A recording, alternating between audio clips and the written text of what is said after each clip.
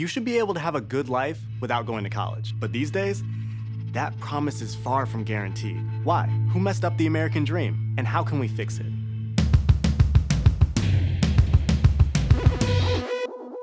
If you graduate from college today, odds are you'll earn 75% more money over your lifetime than if you ended your education with a high school diploma. For people who want to go to college and can't afford it, this is wonderful news.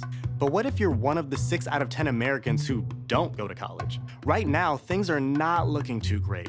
Over the past 50 years or so, people without a college degree have continued to lose their place in the middle class. And the economic and health stress on those without a college degree has literally resulted in a decreased life expectancy of a full 8.5 years. Terrifying, right? And it kind of explains why people are willing to sign on to a lifetime of debt just to get that college degree. Well, it doesn't have to be this way. How do I know?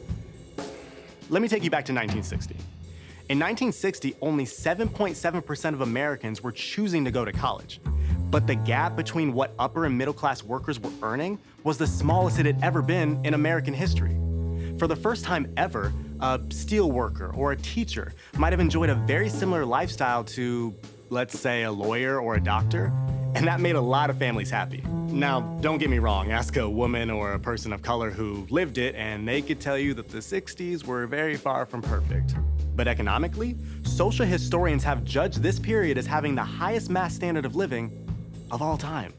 So how did this happen? Well, it started in the early 1940s with a phenomenon called the Great Compression, which refers to a time when economic inequality was at an all-time low. Franklin D. Roosevelt helped kick it off with the public works projects and the financial reforms of the New Deal. Federal income tax had never been more progressive, with the richest of Americans paying a full 94% of what they made. Unions, at the height of their power, won victories like guaranteed pay that rose with productivity along with unprecedented health and retirement benefits for their workers.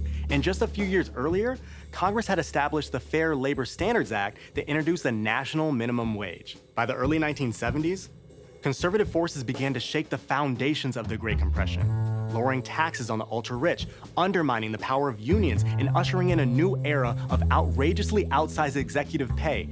An unprecedented social safety net that took 3 decades to build began to unravel. And the Great Compression came to an end. But what's important to remember here is how the Great Compression came about in the first place. It was a choice. An economy that's fair to everyone doesn't just happen by accident. It has to be created through policy. And for the sake of all Americans, we need to create it again. Let's say you're a happy member of the upper middle class. You're doing fine, so why do you need this economy to change? Well, remember the pandemic? When in between Zoom meetings, you moved to a sustainable cabin on the mountain range and started a Wild East sourdough baking collective via Snapchat? Well, some people, a lot of people, still had to actually show up in person for work. Someone had to stock the shelves at the grocery store. Someone had to collect the garbage. Nurses had to care for folks who were sick. Truck drivers had to deliver those 22 huge boxes of commercial-grade paper towels you couldn't stop yourself from hoarding in the basement. But I need those paper towels, you say. Well, my friend, that's why the person who brought them to you was called an essential worker. And that person probably did not go to college. But what they did do was keep the entire American economy afloat for everyone. Today, if we can keep unemployment low, minimum wage high, and make sure middle-class people, like me, make a decent living, we are the ones who, for better or worse, will actually go out and spend our money. And according to my college economics professor, when people spend money, that increases the demand for goods and services, which strengthens the economy for us all, even rich people. But to keep the middle class strong, it has to include the folks working at one of the 66% of jobs in today's America that do not require a college degree.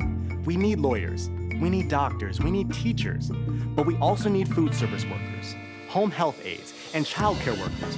We need plumbers and builders and firefighters. And in a country that's truly succeeding, these folks need to do more than survive. They need to thrive. And that's how we get back to the ideal of the highest mass standard of living of all time. All work has value. All work has dignity. And you should be able to have a great life without going to college. That's economic justice, but it's also just plain common sense. This is Mason Greer, reporting for Bold ReThink.